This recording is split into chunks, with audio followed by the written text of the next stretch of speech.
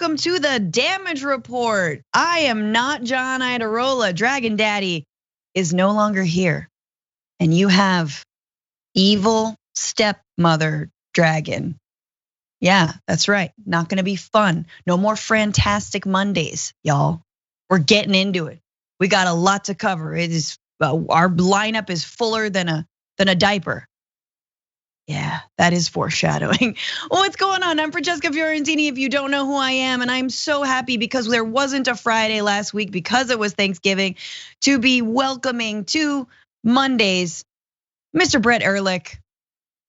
Oh, it's so nice to see you, everybody. Is this thing on?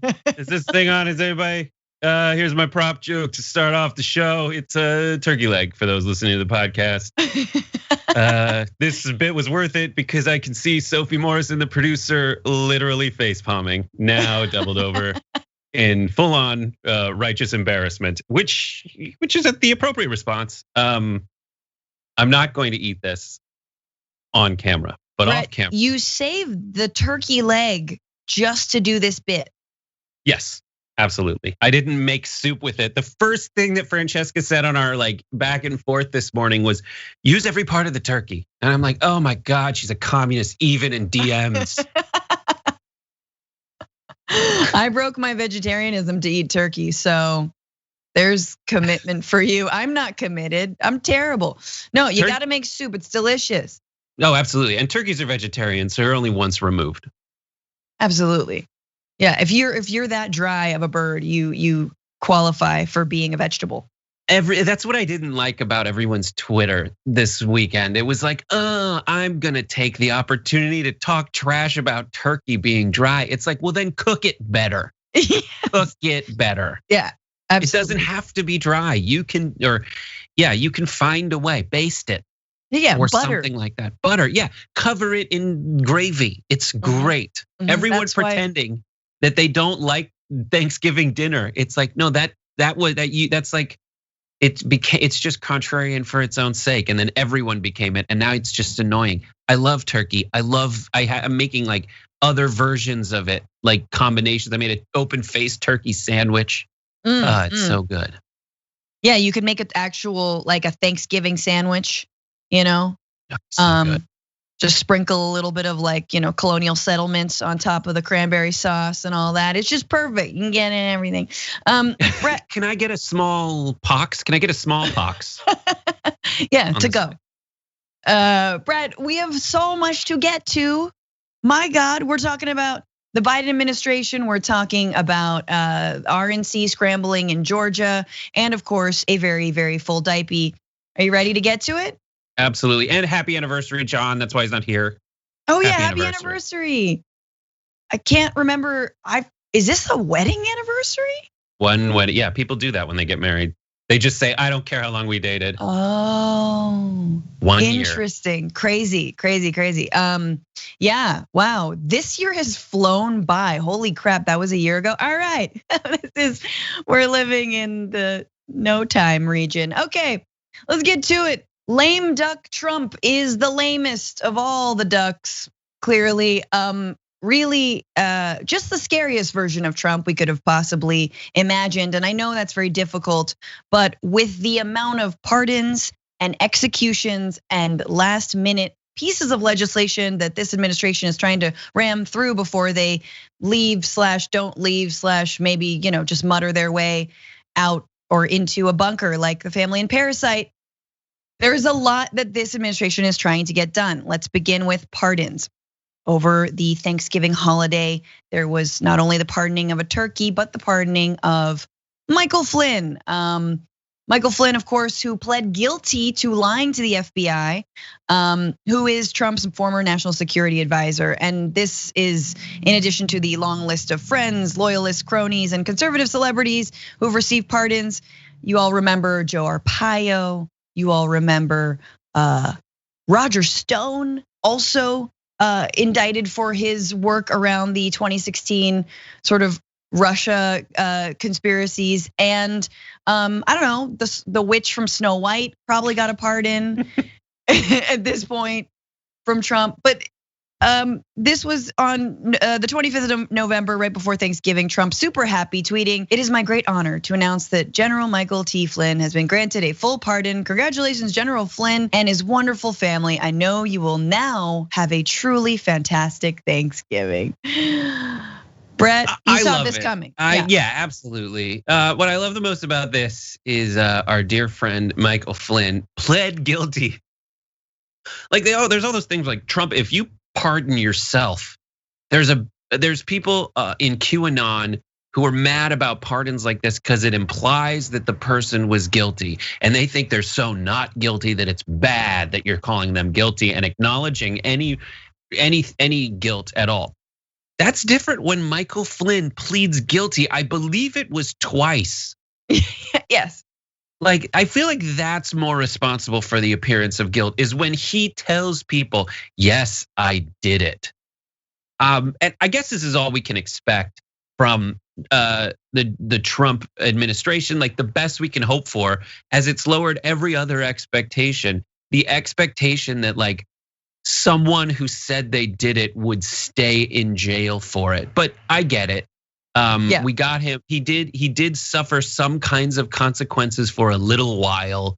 So I'll take what I can get. I'm more concerned with the dismantling of democracy, but I will point out that is the central theme of the Trump end of administration. And pretty much the entire time is to get people not to acknowledge reality. They want people to reject that the votes happened, and we have 80 million pieces of evidence saying Trump lost, but also he said he was guilty. That's reality, and they want to undo it. Yeah, absolutely. And interestingly, Trump is not actually a president who's given that many pardons. It's just who he's actually pardoned. Like Obama, I think, had at this point offered more clemency to more, and clemency is different, so the charge still stays, but the pardon completely absolves you. There is no more charge, so that is what he's done in this case and what he did in the Roger Stone case.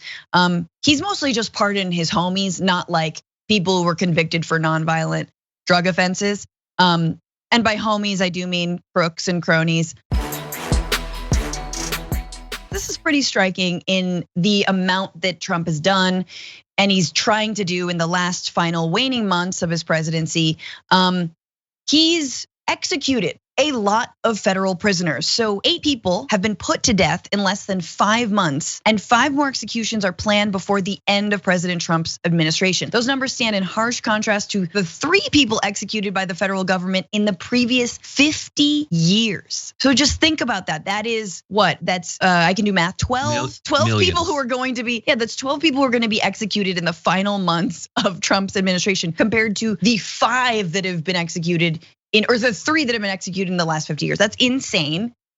And we know that Biden coming into the White House has promised to actually work to end the death penalty. In fact, I think that's might be one of his executive orders, but definitely on a federal level.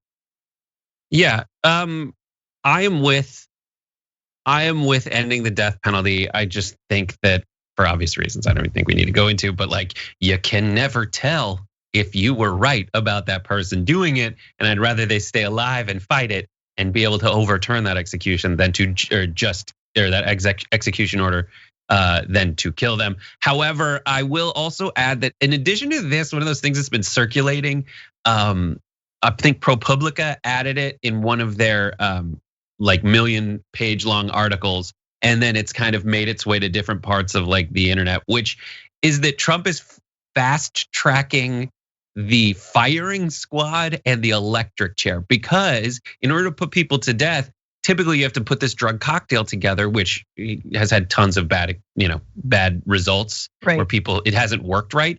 And so they made it harder for you to get those drugs in the drug cocktail. So Trump and his cronies have essentially found a way to fast track the bringing back of firing squads, which like there is no time in when firing squads happened, those times were bad. Like we don't want to go back to a time when there ever were firing squads. It just gives you an idea of how archaic and ridiculous the execution, and it's just Trump wanting to be like a big boy. Kill, maim them, dismember them. Right. I mean, what are we gonna go back to hanging?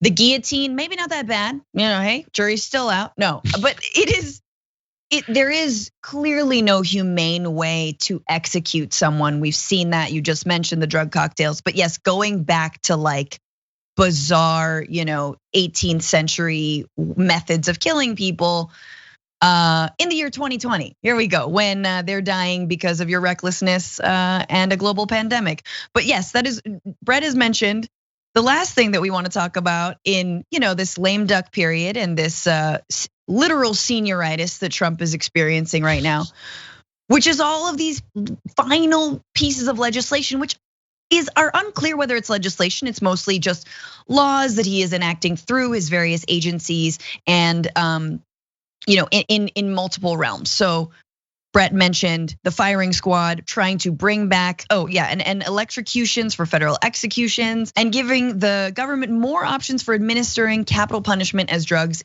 used in lethal injections as they become unavailable. But in addition to that, we've got, anyone had salmonella? I've had salmonella. I've had something very similar to salmonella. Don't ever order just like broccoli at like a bad Chinese food restaurant.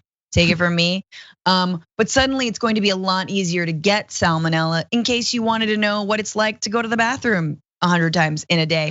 6 days after President Trump lost his bid for re-election, the US Department of Agriculture notified food safety groups that it was proposing a regulatory change to speed up chicken factory processing lines. Remember, these are also places where COVID is rampant. A change that would allow companies to sell more birds. An earlier USDA effort had broken down on concerns that it could lead to more worker injuries and make it harder to stop germs like salmonella. Yum yum, gotta get that in real quick. I just want to say on the food safety, there are already multiple countries that are just like, we're gonna pass on American food. Like, we're still gonna eat, pizza and burgers and stuff. We're just gonna make it from other people's beef and pork because you guys are crazy. Yeah. As much as the right laments food safety regulations that slow down business, everyone else is much better at this than we are. Like, we might have some stupid regulations. I will admit that. But these ones aren't stupid. Like, they're making it so literally there can be more poop in your food. And you have to be able to see the poop. Like, that's literally a law they passed, or that they, executive ordered into existence, which, just like traces of poop is fine, as long as you can't see visual poop. Meanwhile, we're gonna speed up the carcasses, so you're watching them like this, like cars on a freeway. So even if there would have been visible poop, they're moving so fast that it's just blurry. Maybe that was poop. Oh, I always like blurry poop. Blurry poop is better than, the best is no poop.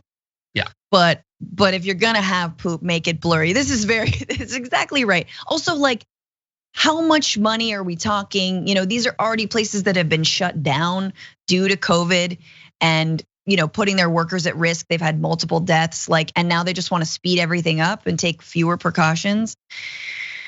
Look, I'm going back to my vegetarianism, Brett. After the turkey and the whatever poop it did or did not contain, I'm just going back to veggies and legumes.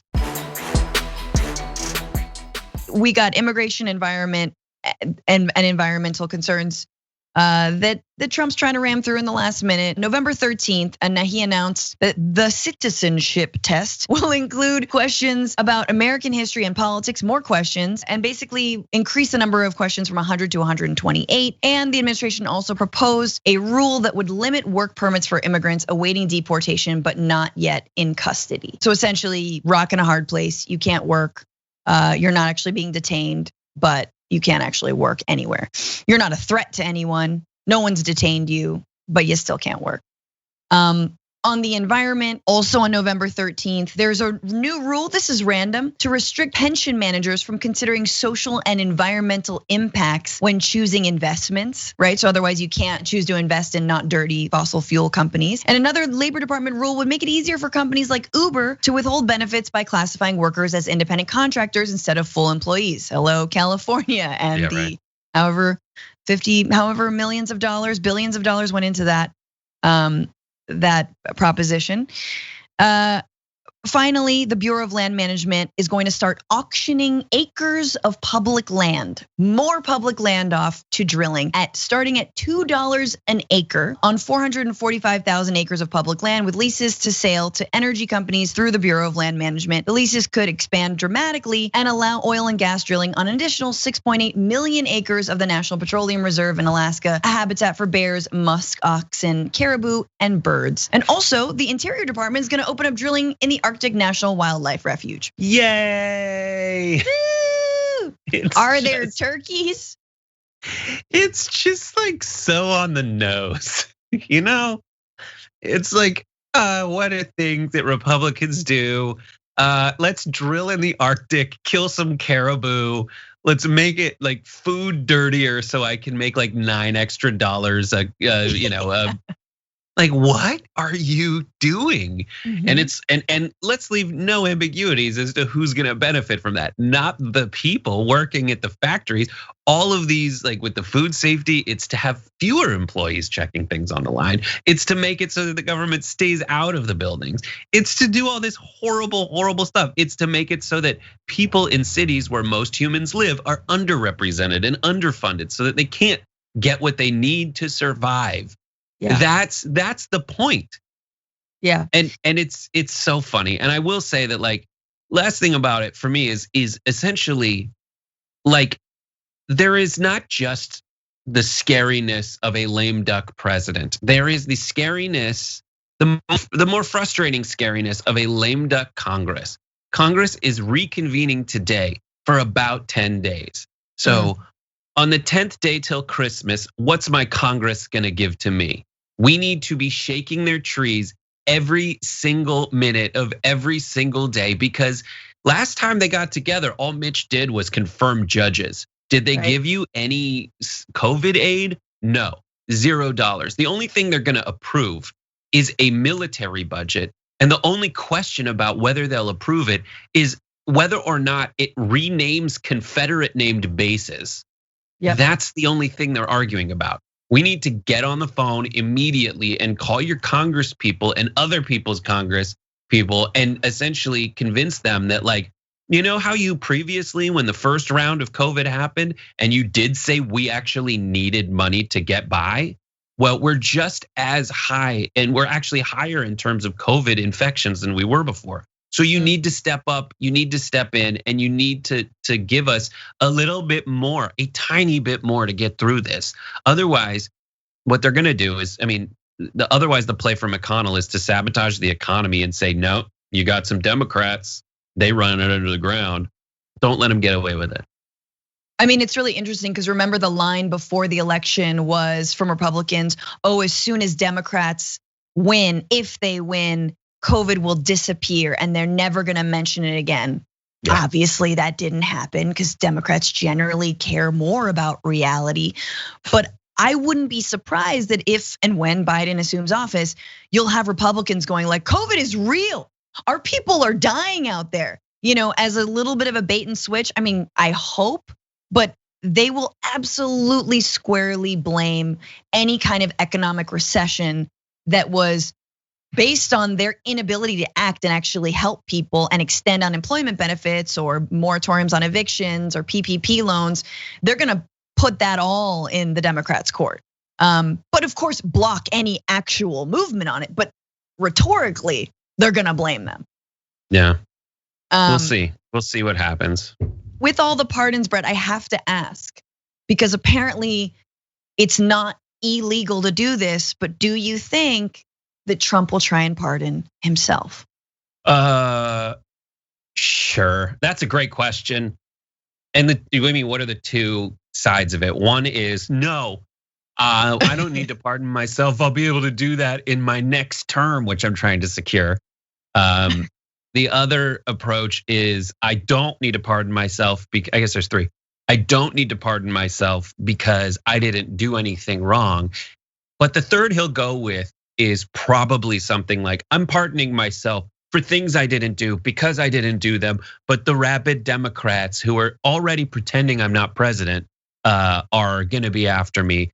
So he always does this thing that like secures him something actually, and then pretend something else is going on. So he's actually would be securing himself clemency for any federal crimes, not state crimes.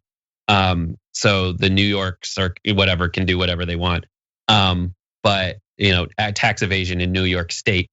But he's going to pretend it's all just because it's rigged, and I don't need to do it anyway. Right. So essentially, the pardon would be for something like the Stormy Daniels hush payments, but the tax fraud in the state of New York cannot pardon himself for. I'm just trying to understand it. Yeah, like federal crimes. So like things are like, is he going to pardon Kyle Rittenhouse? Well, there's a couple federal crimes there, like taking something from one state to another, but the murder charge is state. So you can't pardon him for the murder charge. Right. As it stands now. Yeah. And this is the thing. It's like, there's even takes now that are like, well, Trump, he wouldn't do that because it's a bridge too far, like he's got some respectability. It's like, what? Have we been watching the same guy for the last 4 years? If he can do it, he will do it. He could just, he thinks it's like a get out of jail free card, just like a little with the guy with the stripes, the Monopoly man, he's gonna just take that with him, I think. Yeah. And use it, and it might not work. But he can also pardon his family members, the list goes on.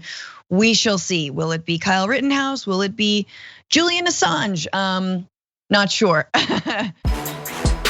We need to talk about a relatively new show called the Republic, or UNFTR. As a Young Turks fan, you already know that the government, the media, and corporations are constantly peddling lies that serve the interests of the rich and powerful. But now there's a podcast dedicated to unraveling those lies, debunking the conventional wisdom. In each episode of the Republic, or UNFTR, the host delves into a different historical episode or topic that's generally misunderstood or purposely obfuscated by the so-called powers that be, featuring in-depth research, razor-sharp commentary, and just the right amount of vulgarity. The UNFTR podcast takes a sledgehammer to what you thought you knew about some of the nation's most sacred historical cows. But don't just take my word for it. The New York Times described UNFTR as consistently compelling and educational, aiming to challenge conventional wisdom and upend the historical narratives that were taught in school. For as the great philosopher Yoda once put it, you must unlearn what you have learned. And that's true whether you're in Jedi training or you're uprooting and exposing all the propaganda and disinformation you've been fed over the course of your lifetime. So search for UNFTR in your podcast app today and get ready to get informed, angered, and entertained all at the same time.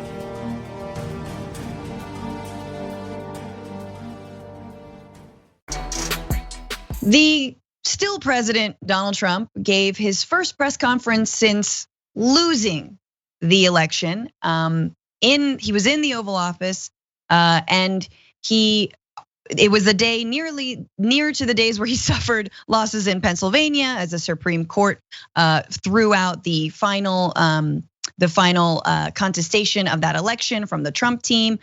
Wisconsin recounts in multiple counties showed that Joe Biden won. In fact, he won by a little bit more than he originally had been counted to win. And Trump was asked about whether he will concede and about when the Electoral College does vote, if he will actually concede. Let's go to that side. Just to be clear, if the Electoral College votes for Joe Biden, will you concede? Well, if they do, they made a mistake because this election was a fraud. Just so you understand, this election was a fraud. I mean, they have Biden beating Obama on Obama's vote in areas that mattered in terms of the election, in swing states. No, I can't say that at all. I think it's a possibility. They're trying to look between you people. Don't talk to me that way. You're just a lightweight. Don't talk to me that way. I'm the president of the United States. Don't ever talk to the president that way. I mean, not for long. Like, are you though? That's how presidents talk, by the way. That's exactly it. They're like my third grade teacher when someone pees on the carpet. That's it. Excuse me, did you ask for a hall pass? Did you ask for a hall pass? Well, don't look at me like that. I can't do anything. The only petulant thing he didn't do is pronounce the R in president like a W. Don't talk to me. I'm the president. But so clearly he's upset. Clearly he knows all of his legal cases are imploding before his very eyes. But there was one detail of this press conference, and you might have seen it in that little clip, which is that his arms were strangely high, that his elbows were a little bit high up on that desk. And that is because that desk was tiny, a weensy little desk. Look at this photo, and it's just comically small. Like the flag behind him seems to be bigger than the desk itself. His knees seem to be touching like the top of the desk. His elbows are just like raised as he's, continuing to say it's fraud. And that soon became the story of his first press conference back after this loss, right? Is that the tiny desk. So many a fun meme. We have a play school meme.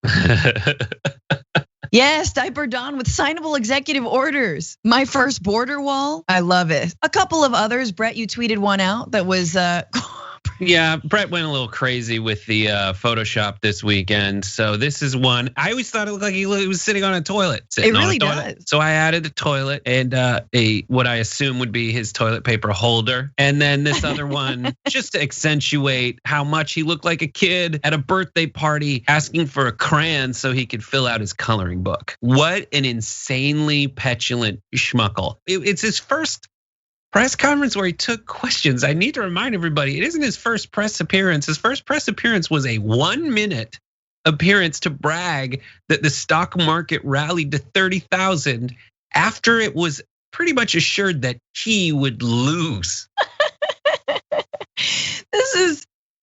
I haven't been on since that happened. Like, we're just clearly not in the same reality. Whereas like the Republicans are like, you see, huzzah. And you're like, yeah.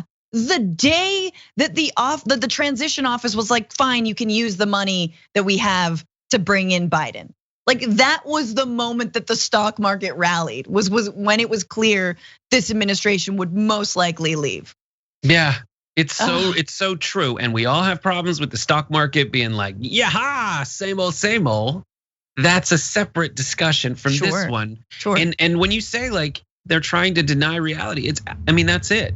That's the strategy, is to insulate everyone from the reality. What realities? Realities that like right now, sorry, someone honked at me but realities like the one that says that, listen, the Democrats want to give, I don't care what the party name is, but the Democrats want to get you COVID stimulus, and the Republicans want you to say, well, this is all just a power grab from the Democrats. What? Yeah, grab that power if $1,200 makes its way to the bank account so people can't buy food right now. Yes, absolutely. Well, soon after this press conference, there was a trending hashtag. And that is because for those who zoomed in or got this press conference from a different angle and watching just how the president was seated at his tiny desk in his tiny chair, it appeared that he could only sit there, or that the chair itself accentuated a certain portion of his body that we've been talking about for a little bit of time because it looks extra stuffed. The hashtag Diaper Don, y'all, was trending because as you can see there, if you can see, for those of you who saw this, Trump's booty was protruding, okay? His booty was protruding and it was sticking out of the little coattails of his jacket. And it was just on swole, okay? He got a thickie, and I'm just gonna say it. And I don't know whether it's natural or whether he's using something to stuff it. And ergo, Diaper Don started massively trending. And as you all know, hashtag show me the undies. If he actually doesn't wear diapers, just show us your big boy pants. That was a perfect excuse for me to tweet that. But Trump did take notice that Diaper Don was trending and himself tweeted, Twitter is sending out totally false, quote, trends that have absolutely nothing to do with what's really trending in the world. Yes, they make it up and only negative, quote, stuff. Same thing will happen as Twitter as is happening to Fox News daytime. Also big conservative discrimination. Is big conservative discrimination what he calls his booty? Maybe that's it. But I didn't believe it. I think Stephen Miller's stuffed inside that waistline. And after this press conference, that's how he punishes people on his staff. After the press conference, you just hear from behind him emerge going, oh God, it was so terrible in there. But I loved it. I can't believe how big his butt is. So it's not fair to do this to Trump. We can see that, like, he's a tall guy. Like, here's what's frustrating. It's like someone who is so obsessed with looks. Like he casts people in his administration based on whether they would pass central casting. Yes. He has his hair done just so as a branding initiative. And he wears his ties really long to like elongate his torso. Who knows? But the one thing it is very clear he doesn't want you to see is just how ginormous his butt is. Like, the only way I can get my knees that high on the toilet is when I'm using the squatty potties. And he looks like he's in a squatty potty. So insane. He's like, it's a lot easier. And he's covered America in feces. That's essentially what's happened. Yeah, and granted, look, we've all been babies. We all remember what it was like. Anyone who has a dirty diaper is gonna be in a bad mood. So like, I'm trying to also like relate to that, remember what it was like. Knowing that maybe one day I will be back into pens. Hey, but like, we will all be there. But like, yes, this is someone who's obsessed with his image. And hey, it's fun to once in a while dunk on this authoritarian fascist who lost handily and who refuses to accept reality and who single-handedly destroyed our democracy. But it wasn't too strong to begin with. So, hey, Twitter had a field day. Trump got mad. I say it's news. What of it, y'all? So a top nuclear scientist in Iran was assassinated on Friday, killed in an alleged assassination that the country's foreign minister linked to Israel. Mohsen Fakhrizadeh, considered one of the masterminds of Iran's controversial nuclear program, died after his car was apparently ambushed in a district of East Tehran. There's photos of like a shattered windshield and blood, and it's awful. Fakhrizadeh was head of the research center of a new technology in the elite Revolutionary Guards and was a leading figure in Iran's nuclear program for many years. Several top Iranian officials have condemned the attack and threatened to retaliate. All incredibly scary, but it's important to have the context. Israel has not actually claimed responsibility for this attack, so we don't actually know, but we do know that there is precedent and there is reason to believe that it could be Israel. During the past decade, Iran has accused Israel of killing at least 5 of its nuclear scientists. Fakhrizadeh is considered the most senior and high profile. Western and intelligence services had described him for years as the leader of a covert atomic bomb program halted in 2003, and Netanyahu painted Fakhrizadeh as a central figure in the program during a 2018 public presentation, accusing Iran of continuing to seek nuclear weapons. So I want to get into a little bit, there's a lot of context, Brett, so I want to get into a little bit of that, but just so everyone knows, it's not clear that there was a nuclear weapon being developed by Fakhrizadeh or the Iranians at all. We do know that they were seeking nuclear power and they have been seeking nuclear power, but as a source, Israel's not really a solid source to go to when it comes to Iran's nuclear program. But for some better analysis on this, the Trita Parsi is just so solid. He's a co-founder and executive vice president of the Quincy Institute for Responsible Statecraft. I want to go to some of his tweets. He says, Israel is a prime suspect because of a few factors. It has the expertise and capacity, it has done it before, it has the motivation. Either way, the assassination and other likely future attacks will harden Iran's position and complicate, if not hinder, the Biden team's attempts to revive diplomacy. And that serves Netanyahu's interests as well. And he says that conducting attacks in Iran has few downsides for Israel. Either Iran lashes out and sparks a broader conflict that sucks in the US, bringing about a US-Iran confrontation that Netanyahu has long sought. And then finally, we're now in a worse situation for the next 50 days. The main impact of attacks of this kind will not be to set back Iran's program, but to render diplomacy for Biden more difficult. Trump will not push back against these attacks. He may even be encouraging and aiding them. So Trita says essentially to buckle up, this could get worse. And remind you, this is about 10 months after one of Iran's top generals, Qasem Soleimani, was also killed by the United States in like a massive drone strike. Brett, what do you think? World War III? We going there? No, I don't think it's World War III. I think this is, it feels very much like Israel, probably without Donald Trump's knowledge, just going like, I think we can get away with this right now. We know where he is. Let's make a move, because what is it gonna do? Make it less likely that we get into Like make it less likely to get back into a nuclear agreement. Like, right. Okay. Yeah. You have the right-wing government of Israel doing something similar to what Trump did by attacking Qasem Soleimani, but it's just weirder. It's not weirder. It's a scientist this time, someone that they feel is very important in the potential development of nuclear weapons or some other technology. But I think the play here is like Israel going like, what's it going to get? This is going to make things worse. They're probably not going to want to go into an armed conflict. That's just my guess. Yeah. I don't think it's much worse now than it was last week. And I think it's just a calculated risk from Israel, but that's pure speculation based on probably the same stuff that the treat is looking at. Yeah, I mean, we know Pompeo visited Israel. Apparently now Jared Kushner is headed to Israel to settle something, which could be an indication that maybe the Trump administration didn't know this was going to happen. But again, I think sort of turning a blind eye and being A-okay with it might be along the same lines, although the US might not have been as involved as it has been in the past in terms of seeking and targeting some of these same Iranian scientists.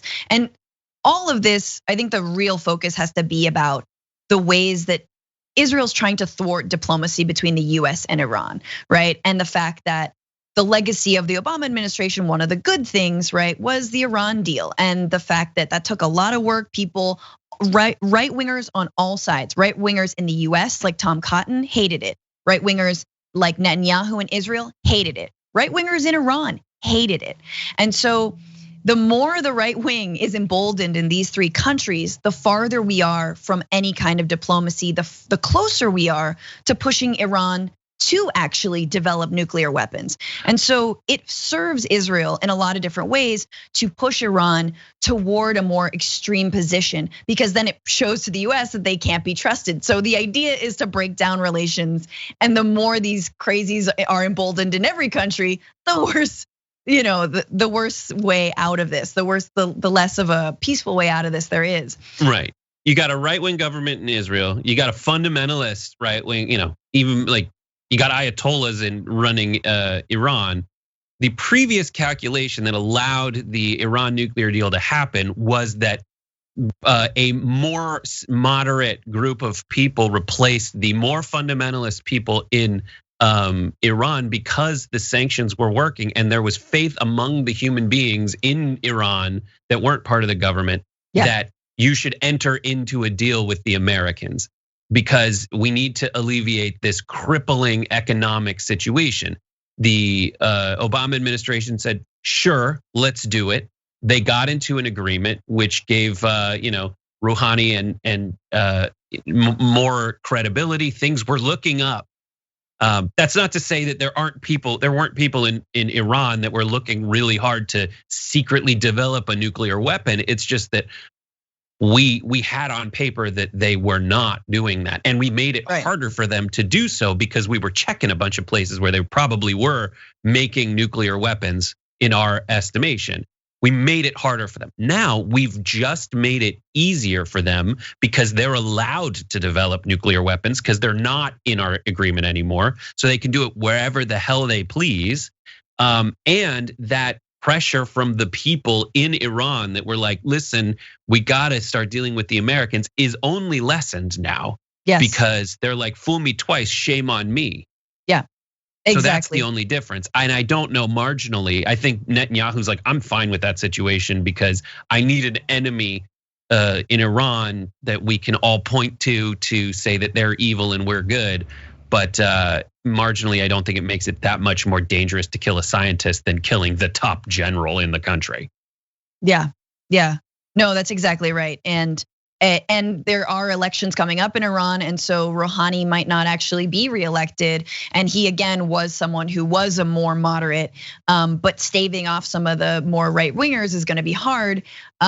But so far, and this is crazy, right? You consider the US, as Americans, we're always told that Iranians or that Iran, like they're the funders of terrorism and they're unstable. But in this situation, it's Iran that seems to be exercising restraint. They say that there will be some kind of retaliation, but they're not doing it yet. They haven't said what it is yet. There was, obviously some retaliation for the murder of Qasem Soleimani in Syria. And that was sort of like kind of all for show. But again, one more fire that the Trump administration is trying to light, whether by tacit support of Israel, which I believe that there was, but trying to usher in and put Biden in a hard place. And we know from past experience, the Democrats are not above being baited into war, right? And that they are not above expanding wars and doing all the wrong things when it comes to actually trying to de-escalate. I hope that a Biden administration doesn't take the bait. And I sure as hell hope that, Iran actually sees that maybe, hey, the guy who was vice president when the Iran deal was actually negotiated, he's coming back. So hold on, just wait. But yeah, it is incredibly scary and volatile, and it's a much longer discussion about the entire region and the US's terrible role in it. It is a very important time for both Republicans and Democrats when it comes to who will control the Senate in the new term. And we are all looking at Georgia. Republicans are looking at Georgia, Democrats are looking at Georgia, and these two final runoff votes, elections between Jon Ossoff and David Perdue, the GOP incumbent, and Kelly Loeffler and Reverend Raphael Warnock. Neither of them got more than 50%. It goes to a runoff. Early voting is starting December 14th, for those who didn't know. And it is frightening Republicans who should have this safely in the bag, but don't. And Ronna McDaniel, the chair of the RNC, went to Georgia to sort of rally support for Loeffler and Perdue. She flailed as she sought to persuade Republicans to vote in the Georgia Senate runoff elections, telling voters seemingly resigned to loss amid false beliefs about election fraud peddled by President Donald Trump that, quote, it's not decided what the outcome will be for the GOP contenders in the Peach State. So let's just listen to this SOT and you'll get a better idea of what happened. Switching the votes, and we go there in crazy numbers, and they should have won, but then there's still. Yeah, we have to. We didn't see that in the audit, so we've got to just that evidence I haven't seen. So we'll wait and see on that. How are we going to use money and work when it's already decided? It's not decided. This is the key. No, it's not decided.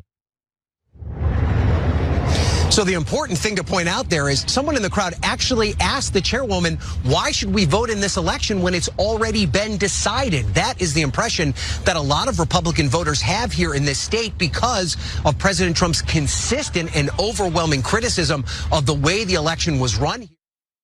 Yeah, it's already decided. Pack it in, whatever.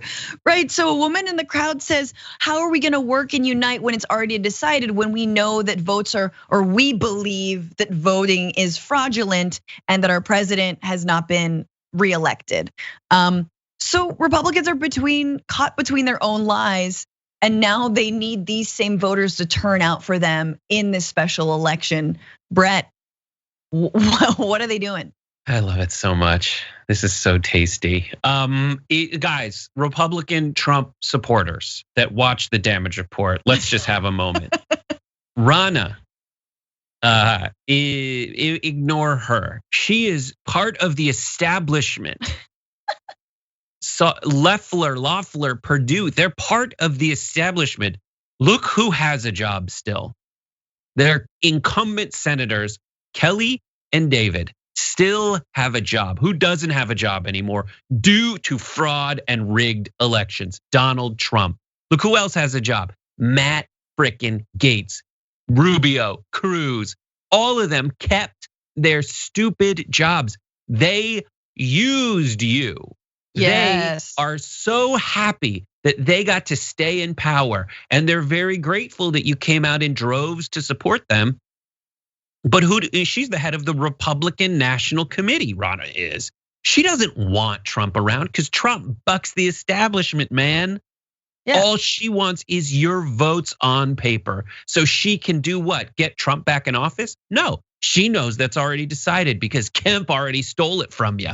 And Raffensperger and the whole disgust and cabal of them. And so what you need to do is write Trump's name as big, as bold as possible on your, they're not even gonna give, look, this is how rigged it is. You're gonna go into the election, and you know how we've all said, you gotta write Trump's name in? They got rid of the write-in option on the ballot. That's what's happened now. There isn't even a place to write Trump's name in on the ballot. You don't believe me? Go vote, go in there. And what I need you to do is take your ballot and shove it in the face of the poll worker. Spit on it first, because COVID's a myth. Rub it in their face and say, where's my write-in option? Yes. That's what you need to do. Yeah. Take your big crayon, scrub all the names out and write DJT. Brilliant. Donald Genius Trump. Brett's long ironic tirade is actually not too far off from what the president himself is asking to be done in the state of Georgia. He tweeted, "Why won't Governor Brian Kemp, the hapless governor of Georgia, use his emergency powers, which can be easily done, to overrule his obstinate Secretary of State and do a match of signatures on envelopes? It will be a, quote, gold mine of fraud, and we will easily win the state." So Trump not giving up on the fact that he's lost Georgia and calling for something clearly illegal to be done is distracting from the broader Republican goal of winning the Senate. I mean, and Mitch McConnell's goal of trying to be the obstructionist he was always born to be, that he's been being for a very long time. Because again, I mean, Brett, you're ironically right. Like, they don't really care about Loeffler and Perdue. They want Trump, and Trump is out. Trump is still focused on himself. He's too focused on himself to be focused and the fraud of the election and undermining it in any way possible. So it absolutely makes sense that there would be low voter turnout, or that this would suppress Republican voter turnout in the special election if people don't believe in elections anymore. Yeah, I mean, my full analysis is there were plenty of people in suburbs who are like, I like my Republican Congress people, and I don't like Donald Trump. It's just a bridge too far for my delicate Southern sensibility. I like my racism veiled, like my virgin brides. So there's that. But so they're gonna go back. I foresee a bloodbath in Georgia. I think Loeffler and Perdue are gonna get reelected very easily. But I will fan these flames as hard as I can in order to get people to stay home.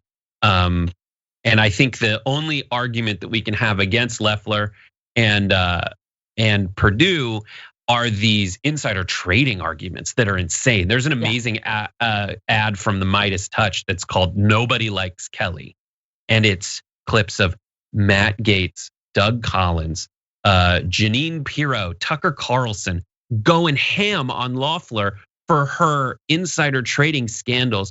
That if you want to talk about a populist movement in the Republican Party, you can't make that argument with her, because her husband owns the New York Stock Exchange. Like, that's a thing. He does that. Like, he owns it. And I didn't even know there was an owner. No, exactly. I hate to quote. Like Bill Maher was even like, that sounds like something from an Adam Sandler movie, but it's actually real. You can own the New York Stock Exchange, and he does. And all these arguments from, like, I don't know, this is a bit of a tangent, but like from Ted Cruz tweeting like, we're the party of working people, the Republicans are. It's like, no, and then I think Ken Klippenstein responded by saying like, your wife is the managing director of Goldman Sachs. Yep.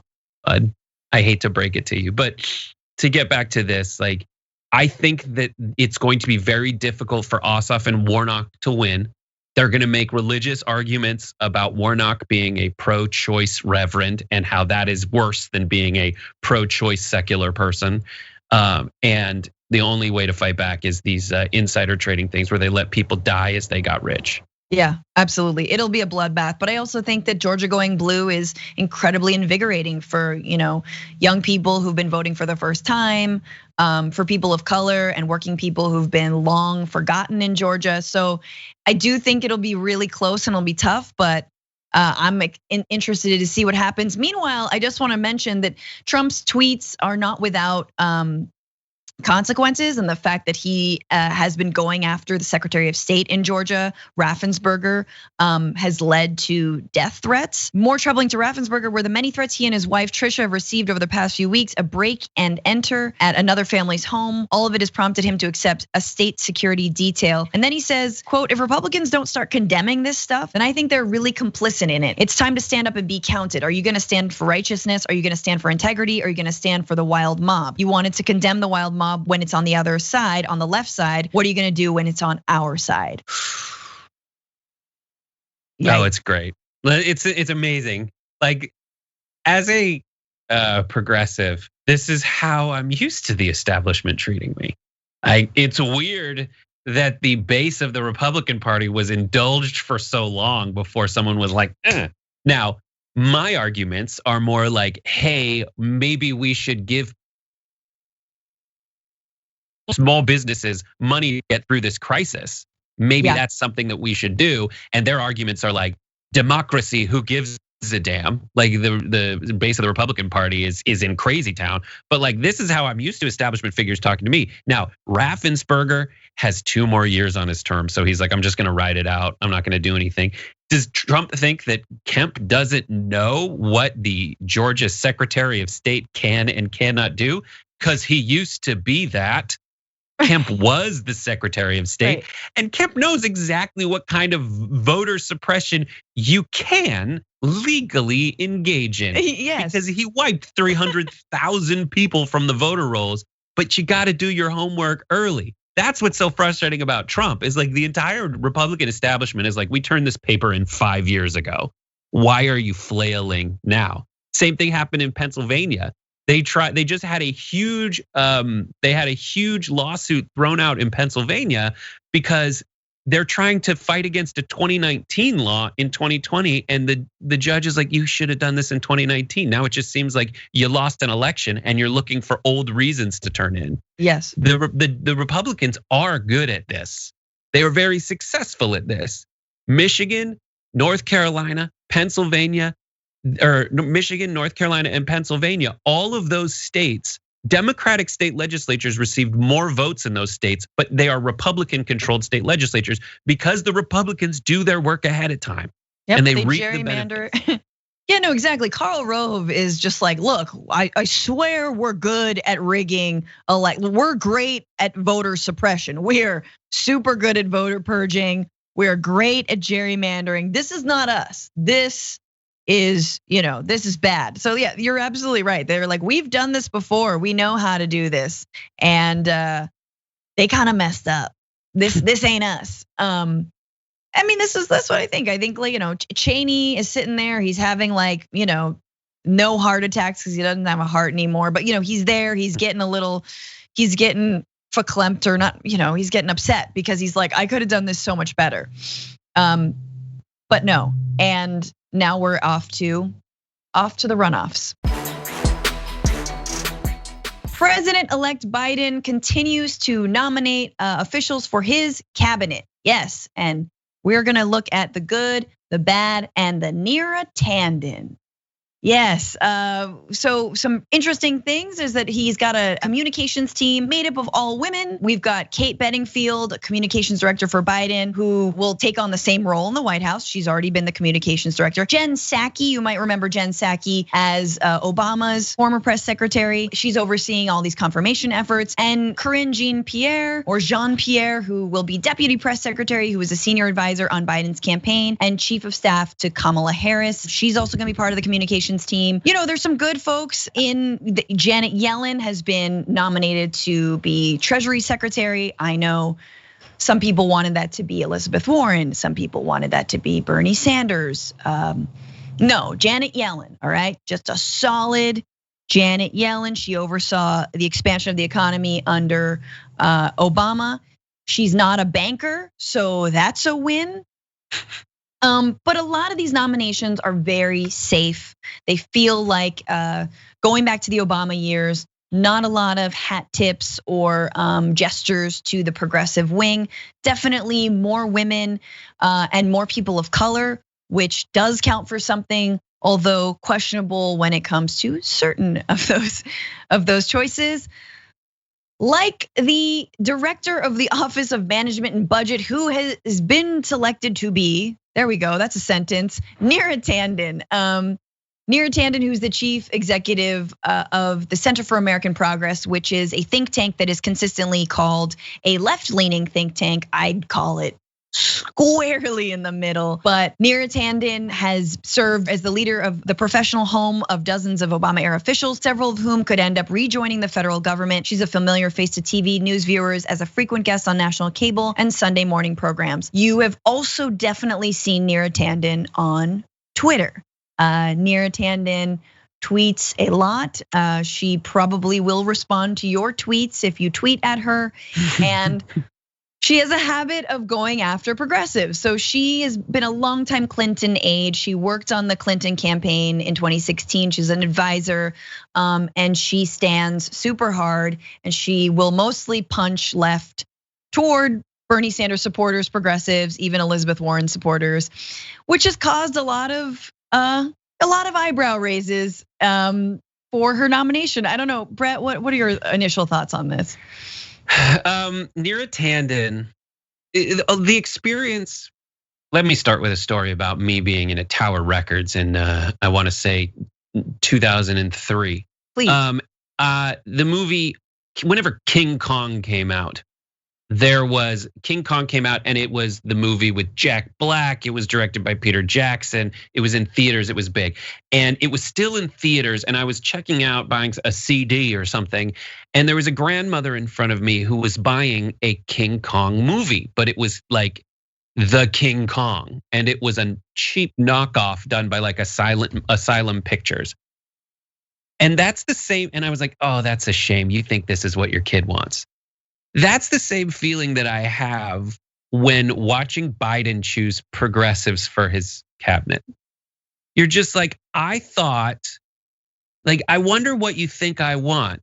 Do you think just because progress is in the name of Center for American Progress, do you think you're giving us a progressive? Because you're giving us Neera Tanden, who there's a great write-up in the Daily Poster by Walker Bragman that points out like tweets like this where she says, chain CPI, again, a policy I disagree with, helped Social Security solvency, not hurt it. So again, fix your tweet, which is like they threw her and was she with it, against it? It's like this wishy-washy thing, but like chain CPI was a way to like, you can't, it's terrible marketing of like chaining the consumer price index. I think it was what it's, consumer price index to like just reduce Social Security payments. And that being like your solution. It's just not the right solution. And is the Neera Tanden choice what they think is the gift to progressives? Because is this the King Kong poster? Is that what you're saying? Yeah, is she giving we asked for King Kong the movie, they're giving us the King Kong, which isn't it. And I'm like, I just wanted the thing I asked for. Do you think you're giving me the thing I want?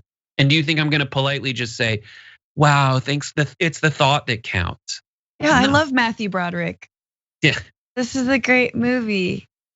No, and it is true. It's hard to imagine that they don't know how much she likes to punch left at progressives. And the fact that, and we know over the years, she has the Center for American Progress and she at the helm have been against things like raising the federal minimum wage to $15 an hour.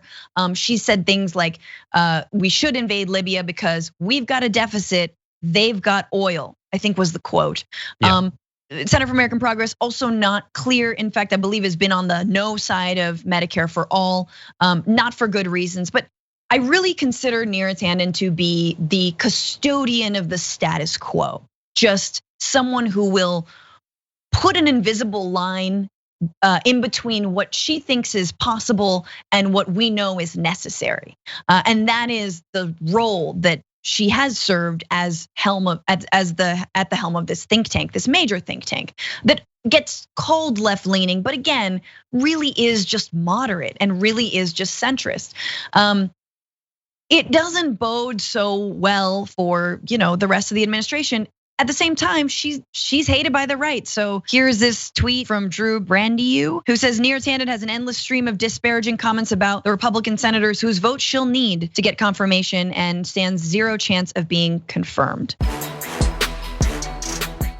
There is someone who isn't from the right, who has a little bit of a different perspective than Brett Erlich and myself, which is Mr. Cenk Uygur. I think you guys all know him. He says, Neera Tanden has been waiting for this appointment for 4 unending years now. All of her hard work inside the establishment paid off. Now she's in a power position to help direct the world's largest resources. Now we're going to find out who she is, and so is she, rooting for her. This trended last night. Everyone thought this was an earnest tweet from Cenk being like, let's see how Neera Tanden shakes out. And I read that and I was like, yeah, real rooting for her to see who she is when you already know. It's so weird. Yesterday, Cenk was tweeting for two different tweets that people absolutely misinterpreted. It was hilarious. Yesterday, he was like, he was talking to like MAGA chuds who were saying that Hillary Clinton rigged the 2020 election for Biden. And he was like, so she rigged it for Biden, but not herself? Is that your argument? Like, why would she rig an election she wasn't involved in, you dumb idiots? And everyone's like, well, why are you not defending Bernie? It's like, he did that in the beginning of that tweet, you dipsh. You know, like. Yeah. No, it's and then so this, funny. And this I tweet love is this. like, yes, reading it at face value, it drips with sarcasm, all the unending work inside the establishment, and he's absolutely right. You know, she has been working toward this moment. I think the questionable part was like rooting for her. Good luck rooting that she figures out. No, this is sarcastic in my read of it. I think it is sarcastic now that I read it again, but I absolutely, he's obviously not wrong. And now, yeah, we do know who she is. She's going to probably require a whole lot of pushing. And again, I'm not someone who says it's done. Oh, we've pushed the Biden administration. They're done. They're unpushable. No, I think that's BS. I think it makes sense. Sadly, it makes sense that someone like Neera Tanden was elected. I actually just think on a pure HR level, on a pure liability level, the fact that you tweet that much, it's like, how many times have you put your foot in your mouth? How many times are you going to put your foot in your mouth? I don't believe in like digging up tweets and canceling people, but this is clearly someone who is so attracted to drama and loves to jump into it that like, don't you think you need someone maybe a little bit more even keeled at the helm of the Office of Management and Budget, rather than someone who will just get baited into any kind of argument? Yeah. And there's a whole stupid politics aspect to it. It's just stupid politics. Here's what frequently I think happens is, and I think Cenk pointed this out in a different tweet, but essentially there are people who are like, I am going to fight outright every step of the way for progressive goals, and you need them, and I respect it, and that's one way to do it, and that might be the most respectable thing to do. There's other folks who are like, I've got to be strategic, and I got to work my way up through the establishment to make the changes I want to see in the world, and people do that, and sometimes, there are folks that make the beeline and find the right, or at least the right angle to get in and affect change. AOC is one of them. I want to get in, she's not one of those folks who are like, let's just screw it all and do it all from the outside. She's like, I want to run for Congress. I want to affect change. Neera Tanden, incidentally, I believe, thinks she is AOC when she tweets. Like she thinks she totally nails it, and she can't. She doesn't have the skill, and it's fine. Not everybody. I don't have the skill. A lot of people don't have the skill. So there's that. But what ends the stupid politics aspect is people who believe they're going in and working their way through the establishment are gonna get called out by people who are on the outside being like, don't cave for a second, don't compromise, don't do anything. Right. If they really believe in the progressive goal, they can't let the calling out of themselves from people in the like purist aspect of the party to get them pissy, for lack of a better word. Like so frequently, like here's what happens. People make their way through, they're like, I was fighting for progressive change, but y'all are making this so frustrating for me that when I finally get to the position of power, I'm tempted to say, screw it. I like this job. I get to be the OMB director. And this is the giving the benefit of the benefit of the benefit of the doubt to Neera Tanden. Like, in the best possible interpretation of everything she's done, something that she's given us a lot of evidence not to believe. But let's say we believed it for a second already. You've pissed off all the purists by doing that, qualifying it that much. But now what I think Neera Tanden would do if she was that golden secret progressive that everybody wanted her to be, I think she's just a little like, you guys are annoying, so I'm not going to do it because you made me not. Because you were Bernie Bros made me not give you health care. That is mean. Bernie Bros on Twitter are the reason we can't have a Green New Deal. So again, I think she is definitely sort of a yes woman of the status quo. Yeah, I hope she's not. I hope she fancies herself an AOC. I also don't really know how much the OMB does. I guess I'm like, I guess it's important.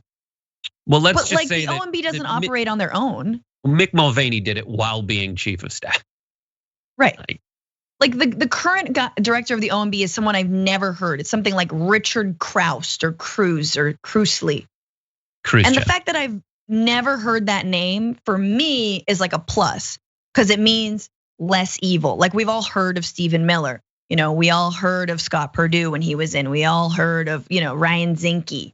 Like all these crooks have come and gone. We've heard of these people, but I never heard of this guy. So I'm like, hey, maybe that means he doesn't have that much power. Yeah. If it's not Chad Wolf, then maybe it's okay. I think it's a think tanky thing. They're the ones that OMB looks at it and says, how much will this actually cost us?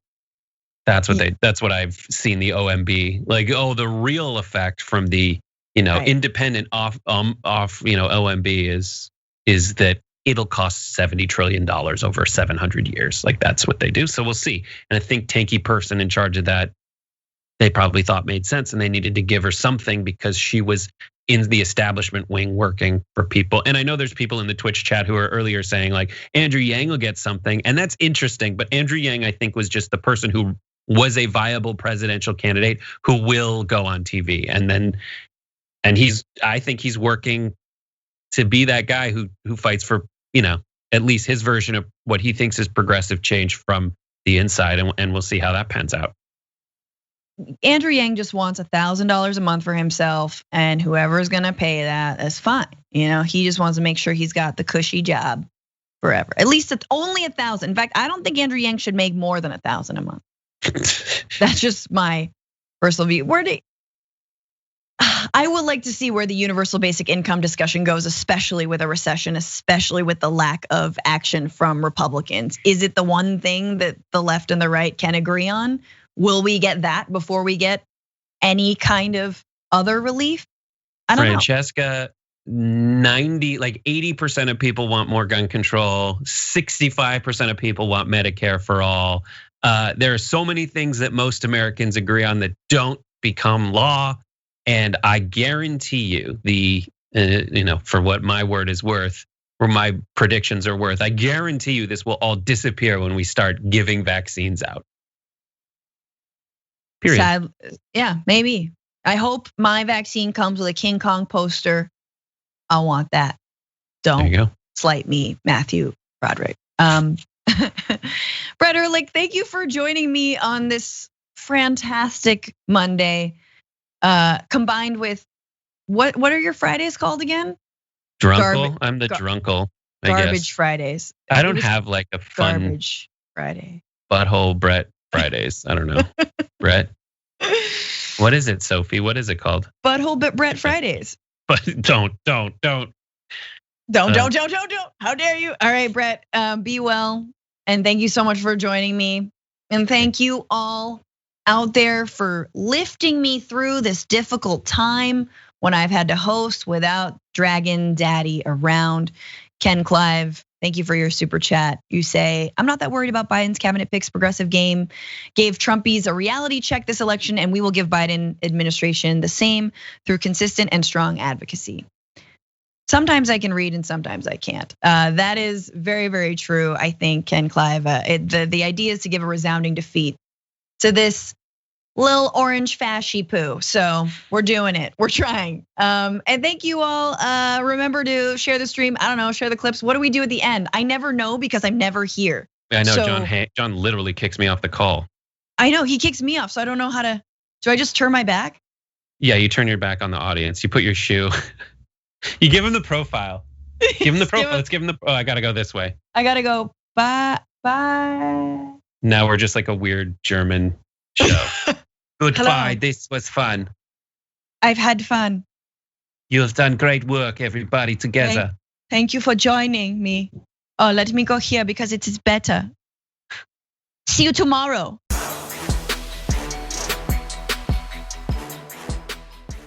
Thanks for listening to the full episode of The Damage Report. Support our work, listen ad-free, access members-only bonus content, and more by subscribing to Apple Podcasts at apple.co/TYT. I'm your host, John Adarola. I'll see you soon.